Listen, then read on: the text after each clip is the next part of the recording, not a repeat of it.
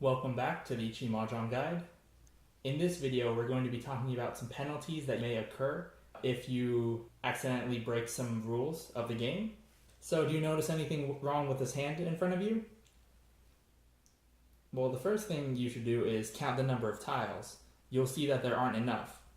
If somehow you forget to draw a tile or you draw too many tiles on accident and you end up with a hand that isn't the correct number of tiles, you can end up with a penalty called a dead hand. Now, a dead hand means that you cannot make any calls or win that hand at all. And if the game happens to go to a ryu kyoku at the end, you have to declare no ten.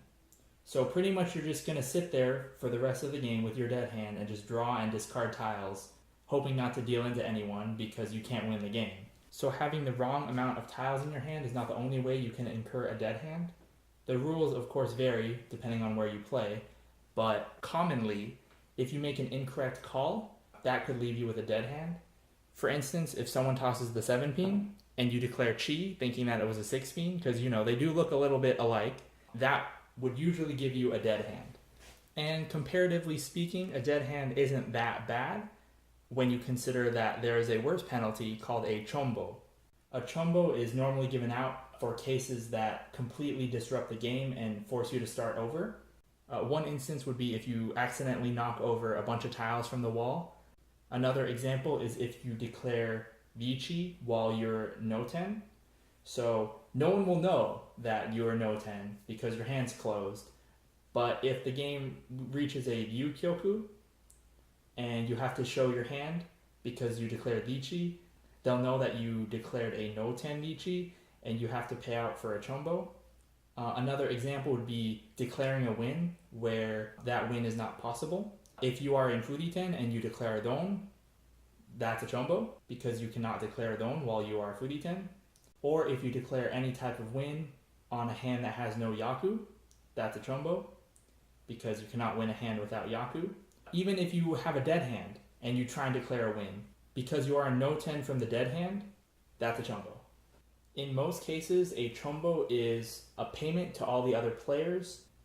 It's essentially a reverse mangan payment. So if you are not East, you pay 2,000 points to each of the other two players who are not East, and then you pay 4,000 points to the player who is East.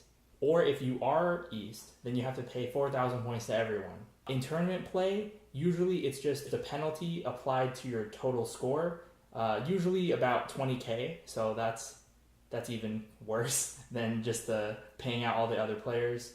But at least it doesn't affect your score for the purposes of ranking. Of course, this was not a comprehensive list of things that could give you a dead hand or a chombo. For that, you'll have to check with the people with whom you play. If you're planning on going to tournaments, their rulebook will generally have a comprehensive list of the rules and the penalties that they use. But these are just some more common examples of things that would give you a dead hand or a chombo. And of course, if you're just playing with friends and they decide to be nice, they might not force you to pay out or have a dead hand. They'll just be like, yeah, just whatever, take it back. But if your friends are evil and vindictive, you might be getting a bunch of chombos if you don't know what you're doing.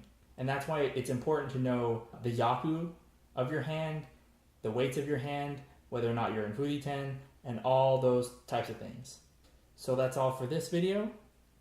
If you have any questions, feel free to leave them in the comments below, and thank you for watching.